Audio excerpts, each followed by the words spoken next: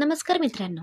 आज मी तुम्हाला एका अशा घटनेची कथा सांगणार आहे, ज्यामध्ये विश्वास, लोभ, फसवणूक आणि एका चुकीच्या निर्णयामुळे अनेकांचे आयुष्य कायमचे उद्ध्वस्त झाले. ही कथा काल्पनिक स्वरूपात सादर करण्यात येत असून तिचा उद्देश केवळ मनोरंजन आणि जनजागृती हा आहे. बीड जिल्ह्यातील अंबाजोगाई तालुक्यातील लोखंडी सावरगाव हे एक शांत आणि साधंसं गाव होतं.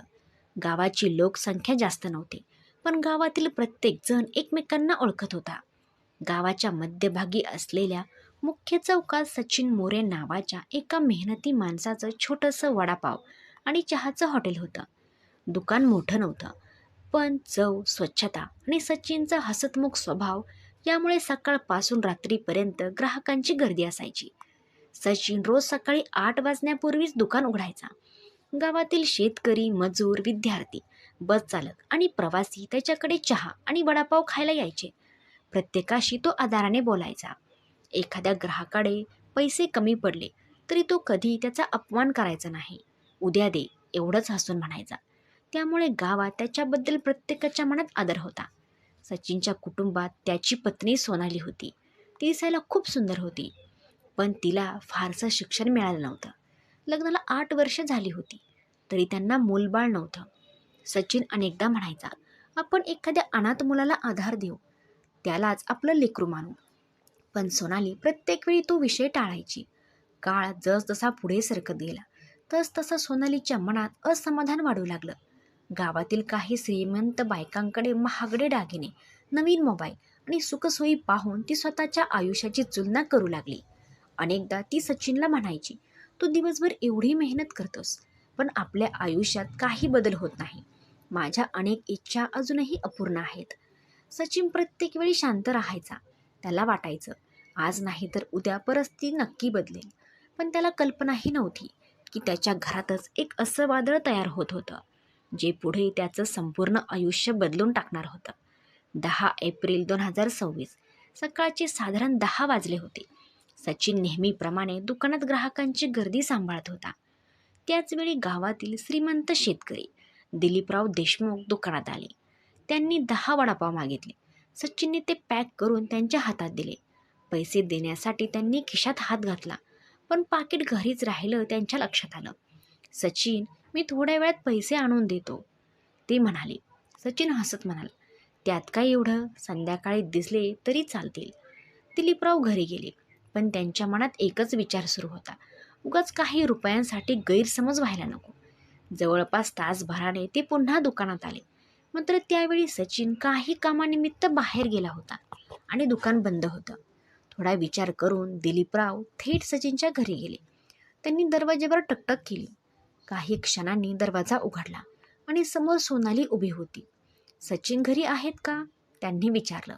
नाही, ते बाहेर आहेत, तुम्ही या, सोनाली शांतपणे म्हणाली. दिलीपराव घरात आले.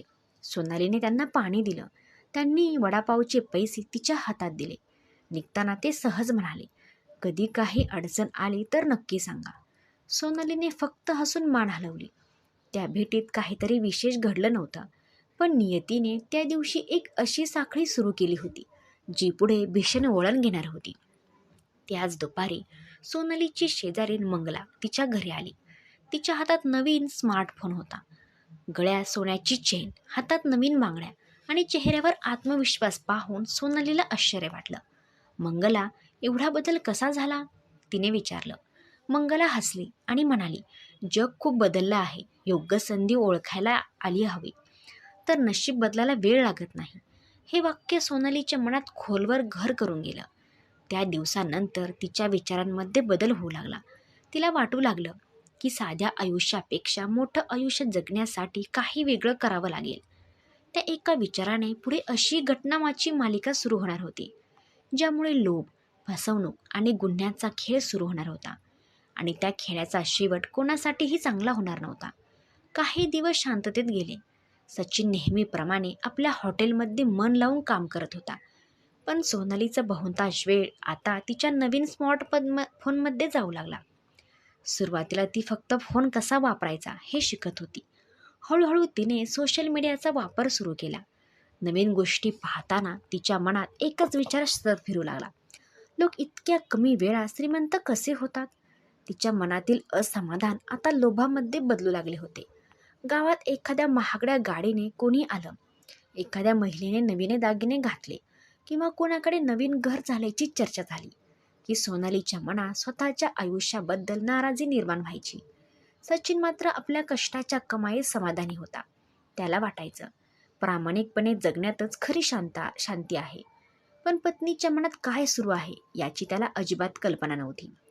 दरम्यान महेशराव अधूनमधून सचिनच्या घरी येऊ लागले. कधी एखाद्या कामाच्या निमित्ताने, तर कधी फक्त चौकशी करण्यासाठी. सुरुवातीला त्या भेटी अगदी सामान्य होत्या, पण कालांतराने दोघांमध्ये अधिक मोकळेपणाने संवाद होऊ लागला.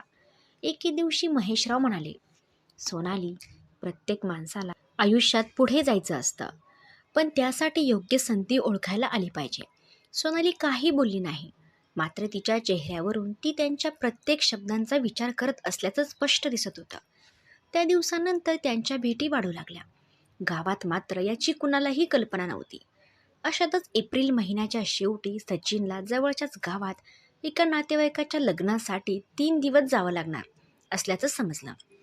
घरातून निघताना तो नेहमीप्रमाणे पत्नीला म्हणाला, काळजी घे, रात्री दरवाजा नीट बंद कर, काही अडचण आली तर शेजाऱ्यांना किंवा मला लगेच फोन कर.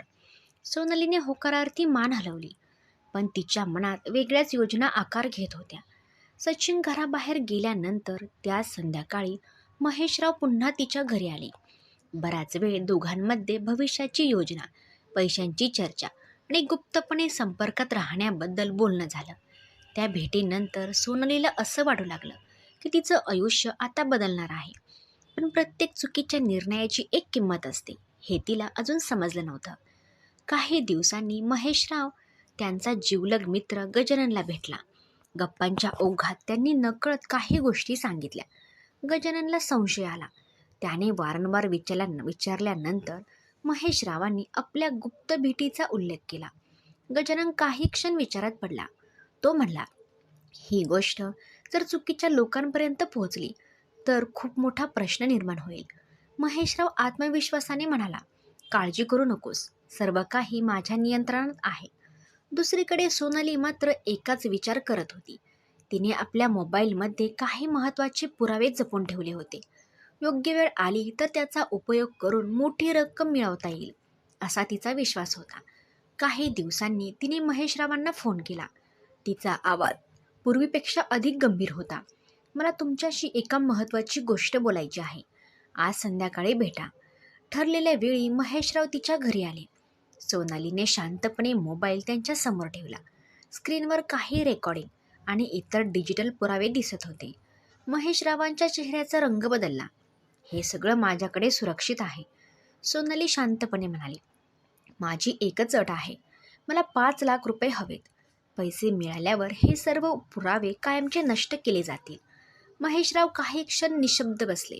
त्यांच्या मनात भीती स्पष्ट दिसत होती. त्यांनी स्वतःला सावरत उत्तर दिलं, मला थोडा वेळ दे, मी व्यवस्था करतो. ते तिथून निघून गेले.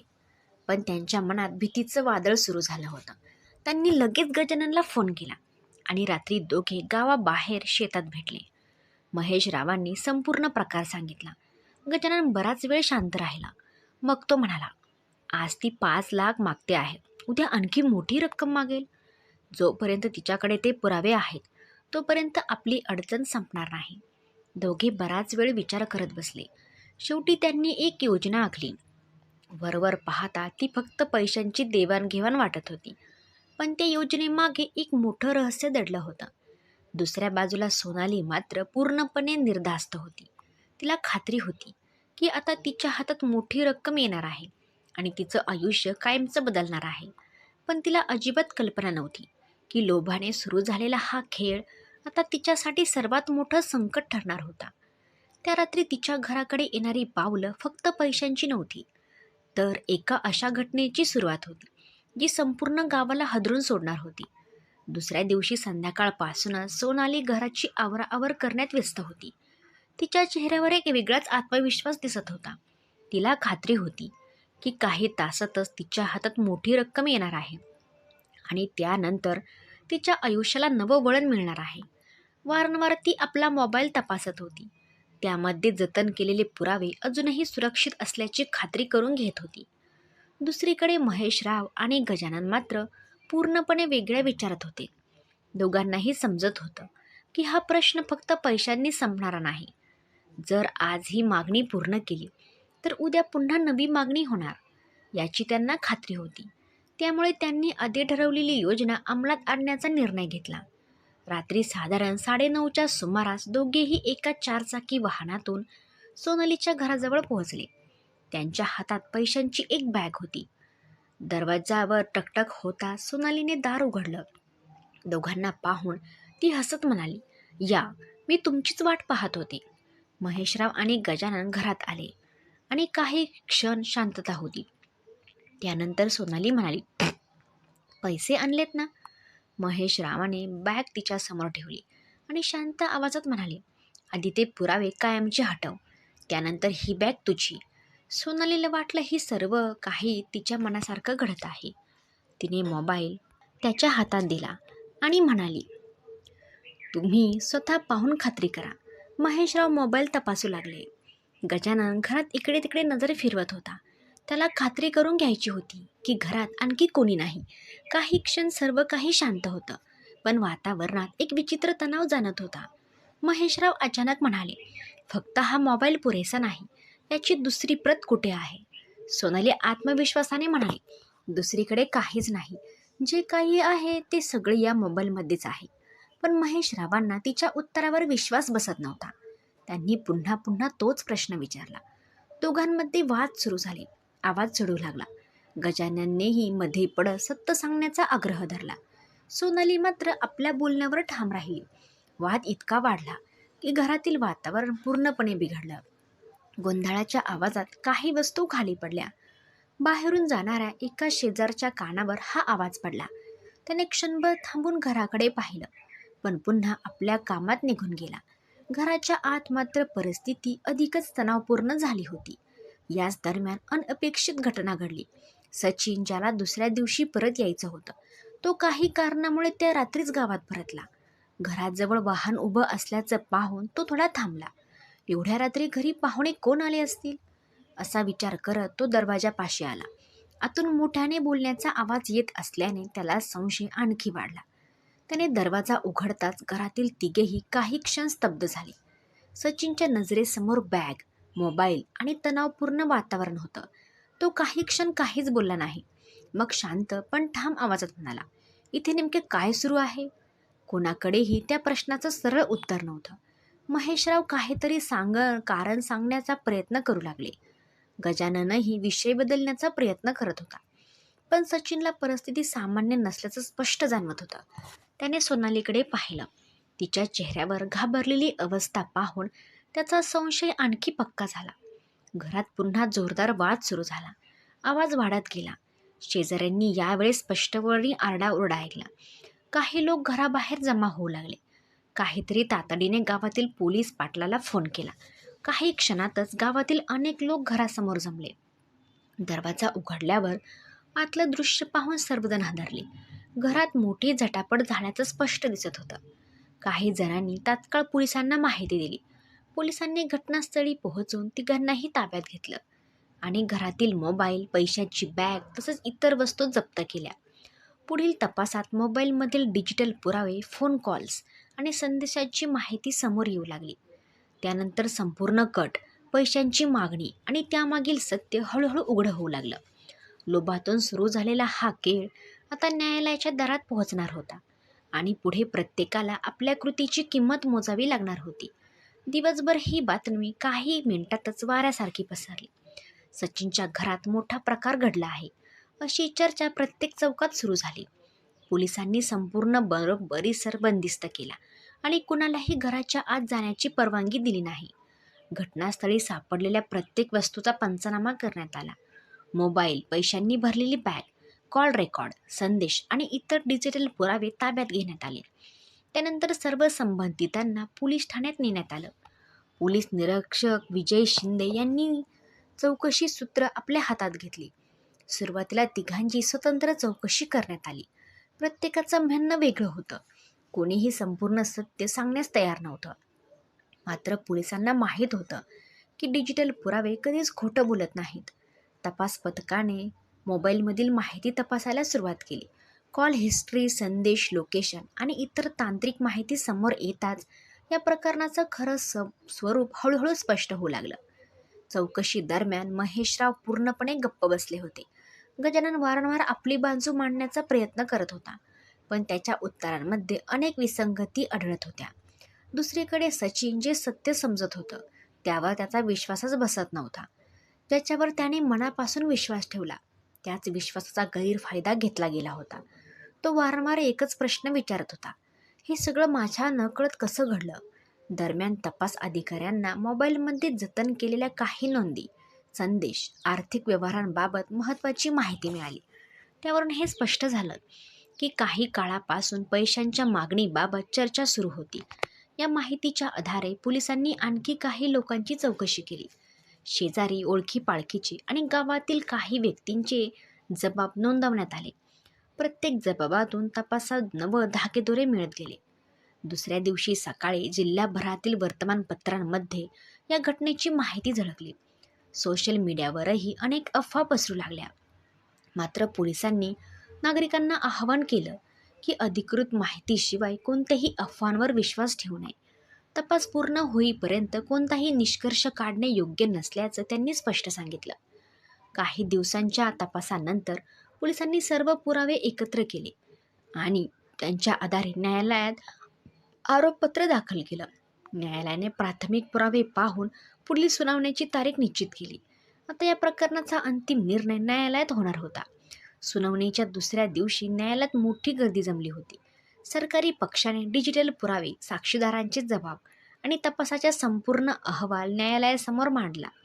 बचाव पक्षानेही आपली बाजू मांडली, पण उपलब्ध पुरावे आणि घटनांची साखळी लक्षात घेता न्यायालयाने या प्रकरणाकडे अत्यंत गंभीर्याने पाहिलं.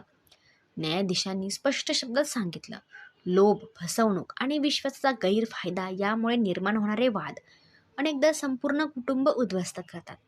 कोणताही शॉर्टकट किंवा चुकीचा मार्ग शेवटी विनाशाकडे घेऊन जातो. न्यायालयाने पुढील कायदेशीर प्रक्रियेनुसार आदेश दिले आणि प्रकरणाचा निकाल राखून ठेवला. न्यायालयाबाहेर पडता सचिन काही क्षण शांत राहिला.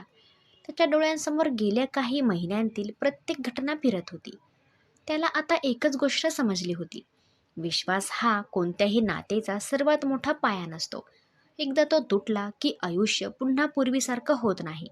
मित्रांनो, या कथेचा उद्देश कोणालाही दोष देणे नाही, तर चुकीचे निर्णय, लोभ आणि फसवणूक यांचे परिणाम किती गंभीर असू शकतात हे दाखवणे आहे.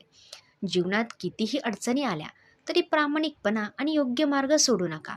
चुकीच्या मार्गाने मिळवलेला फायदा तात्पुरता असतो, पण त्याची किंमत अनेकदा संपूर्ण आयुष्यभर मोजावी लागते. जर तुम्हाला ही कथा विचार करायला भाग पाडणारी वाटली असेल तर तुमचं मत कमेंटमध्ये नक्की सांगा. व्हिडिओ आवडला असेल तर लाईक करा, आपल्या मित्रांसोबत शेअर करा आणि अशा सस्पेन्सपूर्ण व जनजागृती करणाऱ्या कथा पाहण्यासाठी आपल्या चॅनलला नक्की सबस्क्राईब करा. धन्यवाद.